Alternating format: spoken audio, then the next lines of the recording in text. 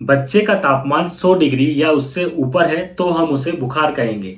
यदि बच्चे का तापमान 101, 102, 103 डिग्री की तरफ जा रहा है तो आप तुरंत टैपिड स्पंजिंग शुरू करिए। स्पंजिंग मतलब आप सभी लोग जानते हैं कि एक कपड़े को गीला करके पानी में और उसके बच्चे के शरीर में पोंछना है, जिससे कि बच्चे के शरीर का तापमान तुरंत कंट्रोल हो जाता है। 101 डिग्री से यदि कम तापमान है तो आपको स्पंजिंग करने की जरूरत नहीं है। 101 डिग्री से ऊपर टेम्परेचर पर ही टैपिड स्पंजिंग करें। और एक बात का ध्यान रखें दोस्तों कि टैपिड स्पंजिंग के लिए आप कभी भी ठंडे पानी का, फ्रिज के पानी का उपयोग बिल्कुल ना करें। आप साधारण नल के पानी का प्रयोग करें या हल्का गुनगुना पानी से भी आप स्पंजिंग कर सकते हैं। यदि बेबी छोटा है और छोटे बच्चों को कभी भी हम स्पंजिंग कपड़े से नहीं करते, उस कंडीशन में उससे बच्चों को ठंड लग सकती है। उस कंडीशन में हम क्या करते हैं कि गुनगुने पानी में अपने हाथों को डुबोकर, जैसे हम बच्चे को प्यार करते हैं, उसको ऊपर हाथ फेरते हैं, उसके सिर पे हाथ फेरते हैं, इस तरह से हम अपने हाथों को फेर कर भी बच्चे को स्पंजिंग कर सकते हैं।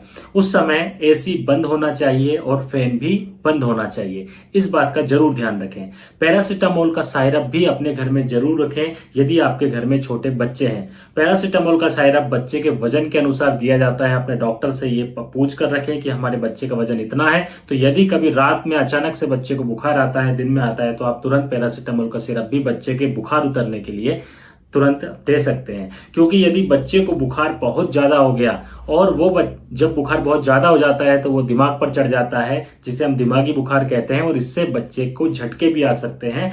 वो तेज बुखार बच्चे के ब्रेन को डैमेज करके भी जा सकता है। इसलिए हमेशा ध्यान रखें कि छोटे बच्चों को कभी भी बहुत तेज बुखार ना आने दें। यदि आपको लग रहा है कि बुखार निरंतर बढ़ रहा है तो आप तुरंत टैपिड स्पंजिंग शुरू कर दें। इससे बुखार कंट्रोल में आ जाता है, नहीं तो बच्चे को झटके आ सकते हैं। बुखार आने पर बच्चे को कंबल या ऊनी कपड़े बिल्कुल ना पहनाएं। यदि आप ऐसा करते हैं तो उससे बच्चे का बुखार और ज्यादा बढ़ जाएगा।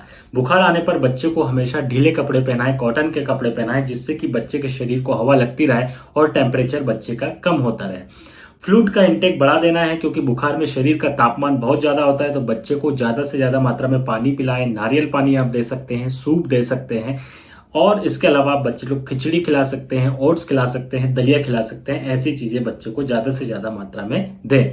यदि बुखार कंटिन्यू 2-3 दिन तक बना हुआ है तो आप यदि नहलाना चाहते हैं बच्चे को तो गुनगुने पानी से आप बच्चे को नहला भी सकते हैं। बुखार आने पर बच्चे को नॉर्मल रूम टेम्परेचर पर रखें। जिस रूम में बच्चा है उसका ध्यान रखें कि वो रूम बहुत ज्यादा गर्म ना हो, ना ही बहुत ज्यादा ठंडा हो। रूम टेम्परेचर नॉर्मल हो, उस रूम टेम्परेचर पर आप बच्चे को रखें।